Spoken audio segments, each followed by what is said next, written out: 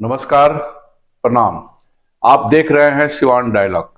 Siwan dialogue पर हमारा विशेष कार्यक्रम बतकही।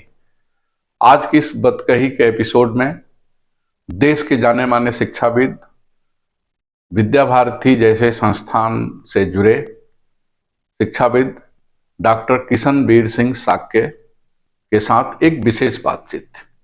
यह विशेष बातचीत किया है सिवान डायलॉग के लिए सिवान के जाने माने शिक्षाविद और पत्रकार डॉक्टर गणेश दत्त पाठक ने। आज इस वीडियो में हम डॉक्टर गणेश दत्त पाठक और डॉक्टर किशनवीर सिंह जी साक्य के बीच की बातचीत सुनेंगे, जो एनईपी 2020 को लेकर के है। यह खास बातचीत कृष्णचंद गांधी मीडिया सेंटर व परमार मीडिया की संयुक्त प्रस्तुति है। आइए सुनते हैं यह खास बातचीत बतकही। नमस्कार पाठक जी। आज के दौर में शिक्षा एक ऐसा तत्व है जो कि जिंदगी में रोशनी लाती है, प्रकाश लाती है, और जिंदगी की चुनौतियों को जो चुनौतियां आती हैं उसका सामना करने के लिए हमें एक मजबूत आधार देती है। इस संदर्भ में हम आपसे जो नई राष्ट्रीय शिक्षा नीति आई है उसके साथ कुछ बातों करना चाहेंगे। सबसे पहला सवाल तो मेरा आपसे ये है कि जो आज की अभी तक जो हमारी शिक्षा प्रणाली रही है उसकी विसंगतियां क्या रही हैं, उसके बारे में थोड़ा सा प्रकाश डालें। ठीक, नहीं, आपका प्रश्न बहुत ही वेरी इंपॉर्टेंट क्वेश्चन। शिक्षा, वर्तमान जो शिक्षा व्यवस्था रही उसकी विसंगतियां तो बहुत हैं, लेकिन हम अगर एक विसंगति सबसे पहली फर्स्ट एंड फॉरमोस्ट वो है रोट लर्निंग। हमने पूरे एजुकेशन सिस्टम में स्टूडेंट्स को केवल इंफॉर्मेशन देते हैं। We do not go beyond bookish knowledge. That's why students feels very suppressed, very stressed. उनको अपने से करने का अवसर कम मिलता है। Syllabus is prescribed, examinations are prescribed, so there is no scope for the students the things to be described. वो अपने ढंग से चीजों को कैसे डिस्क्राइब करें, एलोबरेट करें, यह अवसर नहीं था, जिसके कारण से शिक्षा व्यवस्था रोट लर्निंग रूट कॉज है। दूसरा है कि अध्यापक सेंटर्ड एजुकेशन, टीचर ही पढ़ाएगा, टीचर ही लिखाएगा, टीचर ही इवेल्युएशन करेगा। Students are to follow their teachers and their instructions. इसमें हर बच्चे में अपनी टैलेंट होती है, उसको नर्चर करने का, उसको एक्सप्लोर करने का अवसर कम रहा है। यह मेरे हिसाब से वर्तमान शिक्षा व्यवस्था की सबसे बड़ी विसंगतियां हैं। तो इन विसंगतियों का परिणाम आप किस तरह से देखते हैं? किस तरह से छात्रों का जो भविष्य है वो प्रभावित होता है, जो यहाँ की और व्यवस्थाएं वो प्रभावित होती हैं, इस पर क्या कहना है? हाँ, इन विसंगतियों कारण से जो वास्तव में टैलेंट है वो बच्चे किताबें रटने की आदत होती नहीं। हम अधिकारियों का चयन करते हैं इंफॉर्मेशन कंटेंट से।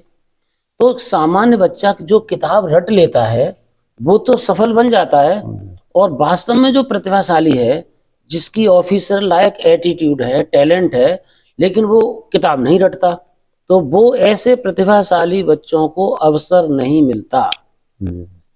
इसके कारण से रामधारी सिंह दिनकर ने बड़ी सुंदर एक पंक्ति लिखी है, जा कहो पुण्य यदि बड़ा नहीं शासन में, यूं आग उबलती रही प्रजा के मन में, तामस यदि बढ़ता गया ढकेल प्रभा को, निर्बंध पंथ यदि मिला नहीं प्रतिभा को, फिर स्वदेश में ही फिर स्वदेश हारेगा, रिपु नहीं यही अन्याय हमें मारेगा।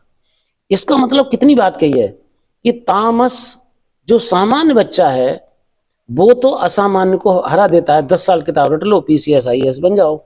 टैलेंट और एटीट्यूड नहीं है, फिर वो वर्क प्लेस पर फेलियर होते हैं। यह इस शिक्षा का सबसे बड़ा परिणाम हमारे सामने है।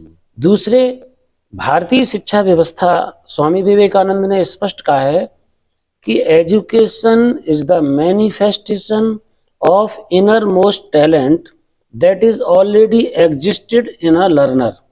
हर बच्चे में अपनी प्रतिभा है, हमारा काम है उस प्रतिभा को निखारना, उसको एक प्लेटफॉर्म देना, उसको एक फिटेस्ट रूप में लाना।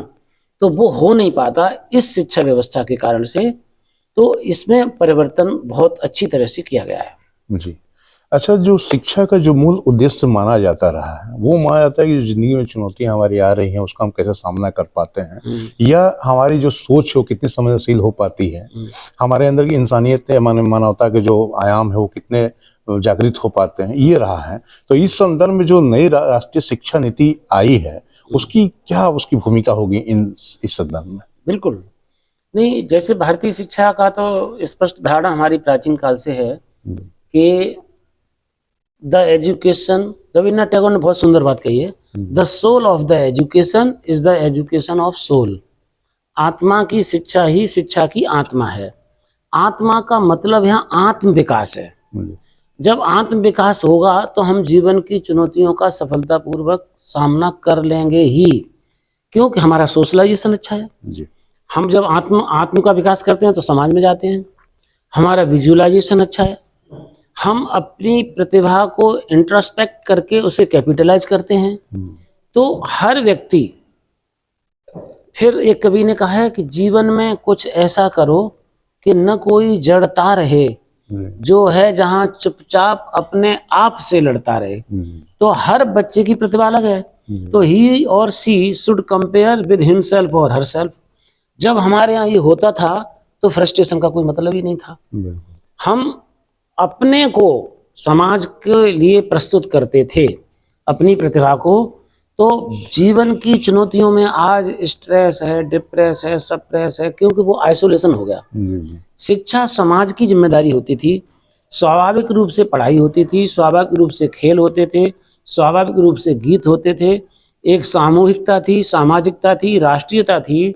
जब ये सब चीजें शिक्षा में थीं तो कहीं भी तनाव किसी को हुआ ही नहीं।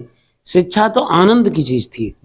इसलिए वो जो एनईपी में इस बार इन सब चीजों को लिया है। Experience yourself, experiment yourself, art, you have any art in yourself, you should explore that art in education.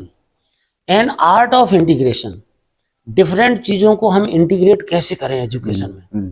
तो जब बच्चा सीख लेता है तो वो अपनी टैलेंट को क्लासरूम में, अपने वर्क प्लेस पे, समाज में लेके जाता है। तो देखते हैं कि हर बच्चे की जो प्रतिभा है वो उसकी सामाजिक जीवन की प्रतिभा हो जाती है शिक्षा के माध्यम से। तो एनईपी ने इसको बहुत जॉयफुल बनाया है। 5 फ्लोर खोल करके PET, art integration, art of integration, experiential learning, experimental learning and ICT and AI, ये सब चीजों को जब जोड़ दिया है तो बच्चे का सर्वांगीण वेल राउंड डेवलपमेंट होगा, होलिस्टिक डेवलपमेंट होगा। तो वो जीवन की सारी चुनौतियों का सफलतापूर्वक सामना कर ही लेगा। ऐसा है। तो जो नई शिक्षा, राष्ट्रीय शिक्षा नीति जो आई है उसमें जो समग्रता पे जोर दिया गया है, ये समग्रता बच्चों के भविष्य में जो करियर उनका होता है उनके विकास में किस तरह से कारगर होगी? हाँ, जब होलिस्टिक डेवलपमेंट होगा तो बच्चा केवल इंफॉर्मेशन को नहीं रटेगा, वो इंफॉर्मेशन जो बुक से पढ़ी, टीचर ने बताई, उनको अप्लाई करेगा अपने जीवन में। जब information plus application equals to education, जब वो चीज अप्लाई करके पढ़ेगा तो वो कभी भूलेगा नहीं।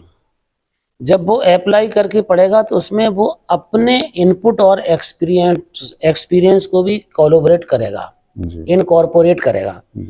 ऐसा करने से किताबी ज्ञान तो याद होगा ही, किताबी ज्ञान में वो अपने को देखेगा। ऐसा करने से उसका अपना जो ज्ञान है वो इतना, फिर वो रूट नॉलेज होगी। और जब रूट नॉलेज होगी तो वो किसी प्रतियोगी परीक्षा में पास होना छोटी सी बात होगी। और आप देख रहे हैं पिछले 2-3 वर्षों से प्रतियोगी परीक्षाओं में भी केस स्टडीज ज्यादा दिए जा रहे हैं। जी बिल्कुल, पूरा एप्लीकेशन बेस्ड क्वेश्चंस ज्यादा दिए जा रहे हैं, क्रिटिकल थिंकिंग के क्वेश्चंस ज्यादा दिए जा रहे हैं, इंफॉर्मेशन बेस्ड अब ज्यादा प्रश्न नहीं आ रहे हैं। धीरे धीरे जो एनईपी ने जिस ज्ञान की परिकल्पना की है, स्वाध्याय का मतलब है स्वयं का अध्ययन करना, किताब पढ़ना कोई स्वाध्याय नहीं है। स्वाध्याय का अर्थ ही गलत कर दिया है इस शिक्षा व्यवस्था ने।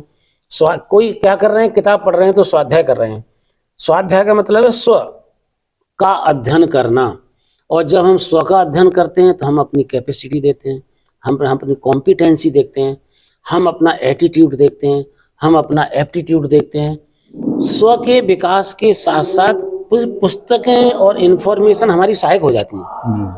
तो जब इंफॉर्मेशन डेटा में बदलेगी, डेटा के बाद उसके समाज में कोई डेटा जाएगा तो वो उसका सुपरविजन और विजुअलाइजेशन होगा तो एजुकेशन हो जाएगी। तो बच्चे परीक्षा पास करना आसान होगा, वो कठिन नहीं होगा।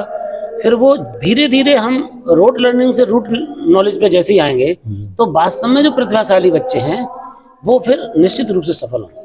अच्छा सर, एक शिक्षा का व्यवसायीकरण एक बहुत बड़ा मसला रहा है, और जो प्राइवेट स्कूल्स वगैरह हैं वहाँ पे फीसों की बढ़ोतरी होती रहती है, पेरेंट्स बहुत परेशान होते रहते हैं। तो इस संदर्भ में जो नई राष्ट्रीय शिक्षा नीति है वो क्या दिशा लेके चल रही है कि उसको कैसे इस मसले का समाधान किया जाएगा? नहीं, राष्ट्रीय शिक्षा नीति के तो 5 पिलर क्लियर हैं जी कि नंबर 1 एक्सेसिबिलिटी। जी ये एक्सेसिबल है, सबके लिए सबके पास पहुंच रही है। जी। Affordability is the second and very important point. ये एफोर्डेबल होगी, अर्थात कॉमन मैन भी इसको एफोर्ड कर पाएगा। कैसे? जी जब हम यूनिफॉर्म सिलेबस होगा, यूनिफॉर्म एग्जाम सिस्टम होगा, तो पब्लिक स्कूल और प्राइवेट स्कूल और सरकारी स्कूल का अंतर कम होगा। जी। अभी क्या था, कुछ जो पब्लिक स्कूल्स हैं उन्होंने अपनी अलग से एक्टिविटीज लगा ली, अलग से किताबें लगा ली, अलग से रिपोर्ट कार्ड लगा दिया, अलग से फीस ले ली। जब उनकी चीजें अलग थी तो उनकी फीस भी अलग थी। अब उनकी चीजें अलग नहीं होंगी। They will have to follow the syllabus prescribed by NCERT. Most likely all state boards will be uniform. ऐसा नई शिक्षा नीति में, राष्ट्रीय शिक्षा नीति 2020 में संकेत है। तो इस कमर्शियलाइजेशन ऑफ एजुकेशन को रोकने का एक बहुत ही सरल और प्रारंभिक तरीका है कि एजुकेशन को यूनिफॉर्म बनाओ, सिलेबस को यूनिफॉर्म बनाओ, एग्जाम पैटर्न को यूनिफॉर्म बनाओ। तो जो बहुत बड़े स्कूलों में बहुत बड़ी बड़ी बातें बता करके बड़ी फीस लेते थे वो अब नहीं चलेगा। सामान्य बात को सामान्य विद्यालय और असामान्य तथाकथित विद्यालय, उनको वही काम करने पड़ेंगे। तो ये एजुकेशन में कमर्शियलाइजेशन है, यह निश्चित रूप से रुकेगा। फिर उसके बाद कुछ रेगुलेटरी प्रोविजन किए गए हैं कि अब DIUS can control each and every public school also. अब तक DIUS को अधिकृत नहीं किया था, वो स्टेट बोर्ड्स के देखते थे। अब जिले का शिक्षा अधिकारी है, वो सभी शिक्षण संस्थाओं पर एक रेगुलेटरी अथॉरिटी के रूप में काम करेगा। तो निश्चित रूप से परिवर्तन आएगा। ये जो मोनोपोली है, दूसरा RTE का प्रावधान इसमें है ही। जो बड़े विद्यालय हैं ये it will be essential, compulsory होगा कि अंडर प्रिविलेज्ड जो फैमिली के बच्चे हैं, फैमिलीज के, उनको उनमें प्रवेश दिलाना है। अभी तक ये प्रावधान मात्र था, लागू नहीं हुआ, अब ये लागू होगा, लोगों में अवेयरनेस आएगी। तो राष्ट्रीय शिक्षा नीति 2020 ने पिछले 3.5 साल से एक अवेयरनेस क्रिएट की है समाज में। उसके कारण से शिक्षक और अभिभावकों में ये जागरूकता आ रही है। तो धीरे धीरे ये अंतर जो आइलैंड ऑफ एजुकेशन बन गए थे, ये अब नहीं रहेंगे, ये कम होंगे। अच्छा सर, एक चीज जैसे कि राष्ट्रीय शिक्षा नीति में ये कहा गया कि मातृभाषा और स्थानीय भाषा पे जोर दिया जाएगा, दूसरी तरफ भी कहा जाए कि वैश्विक ज्ञान महाशक्ति भी हमें बनना है। बिल्कुल। तो इसमें क्या कोई माने कुछ विरोधाभास है या उसको कैसे प्राप्त किया जाएगा? हाँ, इसमें कोई कंट्रोवर्सी नहीं है, लोगों की समझ का अंतर है जी। जैसे विजन में सीधे सीधे कहा है कि the knowledge, attitude and dispositions of the students will be for the human right and for the global thinking, thereby making India global super knowledge power. तो वो जो क्षेत्रीय और मातृभाषा की बात कही है वो मनोवैज्ञानिक और वैज्ञानिक है। हम प्राथमिक शिक्षा, एलिमेंट्री एजुकेशन और प्राइमरी एजुकेशन को मातृभाषा में दे करके इसलिए लेंगे कि मातृभाषा में जब स्टूडेंट सीखते हैं तो बहुत अच्छा सीख लेते हैं। इंग्लिश तो ऐसे अनेक विद्वान हैं जिन्होंने छठे से ABCD सीखी, लेकिन आज बहुत अच्छी इंग्लिश बोलते हैं, जी इंग्लिश मीडियम वाले से। तो इंटरनेशनली ग्लोबली लैंग्वेज से, अंग्रेजी से कोई आपत्ति नहीं है। जी इंग्लिश एज ए सब्जेक्ट बहुत अच्छा होगा जी और होना भी चाहिए, हम कहीं जाएं। और दूसरी भाषाओं, बहुभाषिकता, ट्रांसडिसिप्लिनरी अप्रोच, जी तो रीजनल लैंग्वेज, लोकल लैंग्वेज, इसके बाद हम slow and steady, step by step जी दूसरी भाषाओं में भी बच्चे मास्टरी प्राप्त करेंगे। जी फिर जो बच्चे ग्लोबल लेवल पे काम करना चाह रहे हैं, ग्लोबल सिटीजन हैं, ग्लोबल होंगे, तो उनको ग्लोबल लैंग्वेज स्किल्स भी आनी ही चाहिए, ऐसा इसमें प्रावधान है, वहाँ कोई रोक नहीं है। और अब तो ऐसा है, now this world has become a village, अब सारी दुनिया एक गांव हो गई है। ICT ने, टेक्नोलॉजी ने ऐसा कर दिया है, तो लैंग्वेज कहीं बैरियर नहीं है, लैंग्वेज का कोई हर्डल नहीं है, जी लैंग्वेज आ जाती है जब ज्ञान आ जाता है तो। जी। अच्छा सर, एक चीज देखा गया है कि जो हमें भारतीय शिक्षा प्रणाली रही उसमें कहा कि डिग्री पे हम ज्यादा जोर दिए, स्किल पे कम दिए। तो इस बार जो नई राष्ट्रीय शिक्षा नीति जो लाई गई उसमें कहा कि वोकेशनल ट्रेनिंग बहुत ज्यादा जोर दिया जा रहा है, तो ये किस तरह से क्रांतिकारी बदलाव लाएगी? निश्चित रूप से तो हैंड ऑन लर्निंग एक एरिया है, hand on learning, skilling, reskilling and upskilling, then capitalisation of skilling, ये क्रम जो बनाए हैं, तो छठी से ही वोकेशनल एजुकेशन को लागू किया है। तो बच्चे में, हर बच्चे में अपनी टैलेंट है, वो पढ़ाई के साथ साथ, अब तक क्या था कि डिग्री होती थी, वर्क प्लेस पे काम नहीं कर पाता था बच्चा, फिजिक्स और केमिस्ट्री पढ़ने के बाद भी घर के कोई काम नहीं कर सकता, क्योंकि उसको हमने हैंड ऑन टैलेंट नहीं दी। हैंड ऑन स्किल अगर हम दे देते तो घर में इलेक्ट्रीशियन का काम, इलेक्ट्रोस्टेट पढ़ने के बाद बच्चा नहीं कर पाता, वो कर लेगा। इलेक्ट्रिसिटी चैप्टर 10th में ही है, लेकिन विद्यालय में इसकी स्किल नहीं सिखाई जाती, इसलिए कोई बच्चा 10th पास करके घर में सॉकेट नहीं लगा सकता। अब इस शिक्षा नीति में, क्योंकि हमने इलेक्ट्रिसिटी पढ़ाई है, जिस बच्चे में टैलेंट होगी वो 10th में ही स्किल्ड हो जाएगा, वो उस फील्ड में जा करके वो बड़ी डिग्री ले, इसमें नो प्रॉब्लम। लेकिन साइमल्टेनियसली उसकी जो अपनी क्राफ्टमैनशिप है, उसकी आर्टिजनशिप है, वो छिपी हुई है, वो कहीं न कहीं प्रकट होगी। छठी से ही हमने वोकेशनल NEP में ऐसा प्रावधान किया है, जिसके कारण से बच्चों को स्ट्रेस भी कम होगा और चॉइस है। अब चॉइस ऑफ सब्जेक्ट है, चॉइस ऑफ वोकेशनल कोर्सेज है। अभी प्राइमरी स्टेज पे 2-2, 3-3 वोकेशनल कोर्सेज स्टार्ट हुए हैं।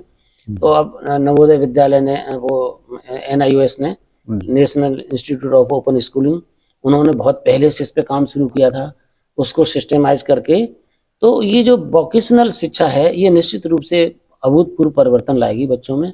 यह रोजगार की ओर भी ले जाएगी, बच्चों को तनाव से बचाएगी और बच्चों को उनकी रुचि के अनुसार कार्य करने का एक सुंदर अवसर प्रदान करेगी। जी। अच्छा, ये जो कहा जा रहा है कि जो शिक्षक हमारे हैं, जो उन्नत जो मापदंड रखे गए हैं नए राष्ट्रीय शिक्षा नीति में, उसको प्राप्त उन्हीं शिक्षकों को करना जो कि पहले से कार्यरत रहे हैं। तो उसमें कैसे सुधार लाया जाएगा उनके मनोवृत्ति में, उनकी मानसिकता में, और नई जो शिक्षा नीति की डिमांड है वो कैसे पूरा होगा? बिल्कुल। तो आने वाले नए शिक्षकों के लिए तो B.Ed का जो प्रोग्राम है वो 4 ईयर कर दिया है। बहुत rigorous and robust training programme होगी, वो तो टीचर परफेक्ट निकलेंगे ही। अब जो ऑलरेडी टीचर्स हैं, स्कूल में एम्प्लॉयड हैं, एग्जिस्टिंग हैं, उनके लिए बहुत अच्छा प्रावधान है। 50 आवर्स की ट्रेनिंग, हर साल 50 घंटे की ट्रेनिंग। सब्जेक्ट कैपेसिटी बिल्डिंग अलग होगी, क्लासरूम पेडागोजिकल टीचिंग मेथड्स इसकी अलग होगी। जो नए प्रोग्राम्स एंड पॉलिसीज आई हैं, उनको बताकर अकॉर्डिंगली उनसे लेसन प्लान तैयार कराए जा रहे हैं। तो जो रीओरिएंटेशन प्रोग्राम्स होंगे, ये NPST, National Professional Standard of Teacher, ये डिफाइन और डिजाइंड है। अगर वो उस सिस्टम में आएंगे तो वो teacher slowly and steady they will be up to the mark. कैसे होंगे? पहली बार राष्ट्रीय शिक्षा नीति में शिक्षकों के प्रकार डिफाइन किए हैं। अर्ली टीचर अभी ज्वाइन किया है, 1-2 साल अर्ली टीचर है वो, उसको फिर कुछ इंडिकेटर्स दिए जाएंगे, इन पे आपको काम करना है। वो जिस दिन उन सबको एक्वायर कर लेगा तो वो हो जाएगा एफिशिएंट टीचर। अच्छा। फिर अगले 10 और स्किल गेन करेगा तो वो हो जाएगा प्रोफिशिएंट टीचर। जी। फिर अगले 10 स्किल्स और गेन कर लेगा तो वो हो जाएगा मास्टर टीचर। जी। तो टीचर्स के ये जो 4 प्रकार इसलिए बनाए गए हैं कि if you touch the line of the standard जी। you will be named in this way, scale will be accordingly। तो जब ऐसी व्यवस्था हो जाएगी तो हर कोई चाहेगा मैं अगली श्रेणी में जाऊं। बिल्कुल। तो सेल्फ मोटिवेशन भी होगा, जी। एक साउंड कंपटीशन भी होगा। बिल्कुल। इसके कारण से जो है अध्यापक जिस स्टेज में हैं वो निश्चित अपने को अपडेट करना चाहेंगे ही। जी। और 50 घंटे की ट्रेनिंग यदि इफेक्टिव होती है विद्यालयों में तो कोई भी टीचर गलत नहीं होता है, गलत होती हैं व्यवस्थाएं और योजनाएं। जी। अब जब व्यवस्थाएं और योजनाएं ठीक हो जाएंगी तो हर एक टीचर कॉम्पिटेंट होगा और कॉन्फिडेंट होगा। इसमें जब टीचर को लगता है कि मेरे अंदर सेल्फ अचीवमेंट आ रहा है, सेल्फ कंटेंटमेंट आ रहा है, तो फिर वो सामान्य अध्यापक भी असामान्य कार्य करने लगता है, जैसा कि इसमें एनईपी में प्रावधान किया गया है। जी। अच्छा, ये जो लचीली पूरी व्यवस्था अब कर दी गई है, स्नातक के दौरान कई सारा परिवर्तन किया गया नई राष्ट्रीय शिक्षा नीति में, तो इस लचीलेपन से कुछ लोग आरोप लगा रहे हैं या कह रहे हैं कि हो सकता है कि शैक्षिक जगत अव्यवस्था आ जाए। इस पे आपका क्या कहना है? नहीं, फ्लेक्सिबिलिटी तो बहुत बड़ी, फ्लेक्सिबिलिटी तो एक लाइफ स्किल है। अगर हमारे जीवन में फ्लेक्सिबिलिटी नहीं है वैसी लाइफ सरवाइव नहीं होती। Adaptability and flexibility is the skill of life. In the same way the flexibility in education has been given to maintain the human life joyful. मान लीजिए मैंने 1 साल पढ़ पाया, मुझे आप कुछ नहीं देते थे, अब तक मैं निकल जाता था, अब मुझे सर्टिफिकेट मिलेगा। फ्लेक्सिबिलिटी से बच्चे का कुछ हुआ, आई हैव अचीव्ड सर्टिफिकेट। कोई गांव का बच्चा है 2 साल पढ़ पाया, अब तक फाइनल एग्जाम नहीं देता था तो 3 साल की पढ़ाई बेकार। अब 2 साल की पढ़ाई है तो डिप्लोमा है, 3 साल की पढ़ाई है तो डिग्री है, 1 साल की पढ़ाई है तो सर्टिफिकेट है। तो ये फ्लेक्सिबल एग्जिट और एंट्री पॉइंट हो गए। इससे तो बच्चों के लिए और अच्छी बात है। मतलब जो वेस्ट हो जाती थी हमारी सारी टाइम एनर्जी, वो अब वेस्ट नहीं होगी। एक तो फ्लेक्सिबिलिटी ये है। दूसरी फ्लेक्सिबिलिटी है टीचिंग में। अब तक क्या था, वन वे ट्रैफिक, 35-40 मिनट के पीरियड में पूरा टाइम टीचर ही खा जाते थे। अब फ्लेक्सिबिलिटी ये है कि बच्चों को भी इंटरेक्शन करने का पूरा अवसर दिया जाएगा। Students will be equally share holder in teaching learning process. This is flexibility, and this flexibility will encourage the students to do better and bigger things. So flexibility is not hindrance. अच्छा sir, ये अनुवादित पाठ्य पुस्तकों को हम इस्तेमाल करते रहे हैं, एनसीईआरटी कई सारी बुक्स अनुवादित होती हैं, तो ये जो अनुवाद होता है उसमें कई विषय उदाहरण के स्वरूप में दे रहे हैं, हमारे के लव है एक शब्द प्रेम है, एक शब्द स्नेह है, लेकिन इन शब्दों के भाव में बड़ा आकाश पाताल का अंतर है। जी। तो क्या इन अनुवादित पुस्तकों के माध्यम से अभी भी नई राष्ट्रीय शिक्षा नीति वही प्रयास किए जाएंगे या कुछ चेंज होगा? हाँ, ऐसा तो वैसे तो ये है कि अपने भारतीय शब्द जो आपने बताए हैं, कई की इंग्लिश है ही नहीं। अब भारत में एक शब्द है पश्चाताप और प्रायश्चित, अंग्रेजी में केवल रिपेंटेंस है। बिल्कुल। जबकि पश्चाताप और प्रायश्चित में जमीन आसमान का अंतर है। पश्चाताप शॉर्ट टर्म मूवमेंट है, रिएक्शन है, और प्रायश्चित एक मैन मेकिंग प्रोसेस है। मुझसे कोई गलती हो गई और मैंने अकेले में ये रियलाइज किया कि डॉक्टर पाठक जी के साथ हमारी ये बात गलत हो गई, हमें ऐसा नहीं करना चाहिए था। हम जब प्रायश्चित अकेले में करते हैं तो अपने को सुधारते हैं। पश्चाताप केवल दिखावा है, प्रायश्चित एक सुधार है। तो ऐसी टर्मिनोलॉजी जो भारतीय संस्कृति को जोड़ने वाली है, इसीलिए तो जो मल्टी लैंग्वेज वाला कॉन्सेप्ट है कि बच्चे जो सांस्कृतिक मूल्य के शब्द हैं वो 5वीं कक्षा तक ही उनके मन में आ जाएंगे। वो प्रेम, स्नेह और लव, फिर वो लव को कहाँ बोलना है वो समझ जाएंगे, स्नेह को कहाँ बोलना है वो दोनों अंतर समझ जाएंगे, स्नेह के बाद श्रद्धा होती है उसे भी समझ जाएंगे, तो श्रद्धा और भक्ति को भी समझ जाएंगे, फिर योग को भी समझ जाएंगे। ये बातें सब वहां से प्यार, स्नेह, श्रद्धा, भक्ति, योग, ये सब उनमें अंतर जब समझ में आ जाएगा तो अनुवाद तो आपकी बात बिल्कुल सही है। भारतीय भाषा के कुछ शब्दों का अनुवाद संभव नहीं है, जो ट्रांसलेशन में वास्तव में गलत होता है। इसलिए भाषाओं के शिक्षण के माध्यम से इस विसंगति को दूर करने का एनईपी में प्रावधान है। अच्छा सर, अभी आपने कुछ देर पहले बताया कि इसमें छात्रों का जो भूमिका वो बढ़ेगी। ये भी कहा जा रहा है कि उनकी योग्यताओं और क्षमताओं का मूल्यांकन किया जाएगा, ना कि उनकी यथास्थ क्षमता का। तो ये किस तरह से शिक्षा जो प्रणाली है उसको बिल्कुल बदल देगी? बिल्कुल जी। तो इसके लिए शिक्षा प्रणाली ने बहुत सुंदर सिस्टम डेवलप किया है, the tool of assessment and evaluation. Assessment और इवेल्युएशन शब्द दिए हैं, मेजरमेंट शब्द नहीं दिया है। मेजरमेंट में हम क्या करते थे कि ये परिभाषा है, इसको लिखोगे तो तेरे नंबर आएंगे। अब ऐसा नहीं है, अब holistic and continuous comprehensive assessment का सिस्टम दिया है, जिसमें बच्चा, आज मान लीजिए किसी बच्चे ने एक अच्छी कविता बनाई, उसका मन बन गया, क्षमता उसने अगले दिन जाके अपने अध्यापक को दिखाई। अध्यापक के पास एक सीट रहेगी, वो जिस दिन बच्चे ने जो भी अच्छा काम किया उसका वेटेज होगा। इसलिए अब 2 बार परीक्षा होंगी बोर्ड की, और स्कूल स्तर पर जो परीक्षा होंगी उसमें इस प्रकार की एक्टिविटीज का सीधा वेटेज है। टेक्नोलॉजी से ये हेल्प मिलेगी। एक बच्चा कहता है मैं रोज सूर्य नमस्कार लगाता हूँ, भाई तेरे सूर्य नमस्कार की एक क्लिप रोज भेजता है तो उसको 2 नंबर देंगे ना, जीवन में सूर्य नमस्कार आ गया। एक बच्चा कहता है कि मैं अपने माता पिता की सेवा करता हूँ, रोज माता पिता की सेवा करता है, एक छोटी सी क्लिप भेजता है, तो हमें 2 नंबर देने में क्या नुकसान है। एक कहता है मैं रामचरितमानस का रोज पाठ करता हूँ, भारतीय ज्ञान आधारित है तो वो करता है, तो भाई 2 चौपाई सुना दे, छोटी सी वीडियो दिखा दे। जब वो ऐसे काम करेंगे तो उनका कंटिन्यूअस और कॉम्प्रिहेंसिव असेसमेंट होगा। इस असेसमेंट से बच्चों का एनकरेजमेंट भी होगा, बच्चों का आइडेंटिफिकेशन भी होगा, बच्चों का सर्टिफिकेशन भी होगा। तो जो कॉम्पिटेंसी असेसमेंट है, कैपेबिलिटी और कॉम्पिटेंसी दोनों में अंतर है। कैपेबिलिटी का असेसमेंट तो आप इस प्रैक्टिकल एग्जाम सिस्टम में कर सकते हैं, लेकिन कॉम्पिटेंसी तो अलग अलग है। इसलिए हर बच्चे का असेसमेंट का तरीका अलग अलग होगा, कॉम्प्रिहेंसिव होगा। ऐसा एनईपी ने 360 degree holistic assessment, holistic report card, इसका प्रावधान किया है, तो उसमें हो जाएगा। अच्छा सर, ये जो शैक्षिक गुणवत्ता है, इसकी बात आती रहती है।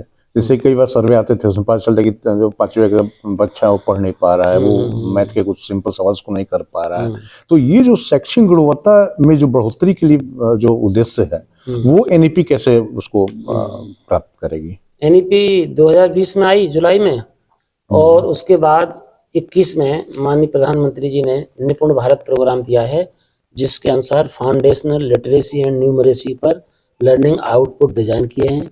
पढ़ने की ये गति, सवाल हल करने की ये गति, गणना की ये गति, जब ये निपुण भारत हो जाएगा, और अब वो निपुण का परीक्षा फल आ रहे हैं जी। सरकारी विद्यालयों में छात्रों को निपुण घोषित किया जा रहा है जी। उसके परिणाम आ रहे हैं जी। बहुत बहुत धन्यवाद सर जानकारी देने के लिए। आपको बहुत आपके अच्छे प्रश्नों के लिए मुझे सीखने को मिला Pathak ji. Thank you. I wish you all the best.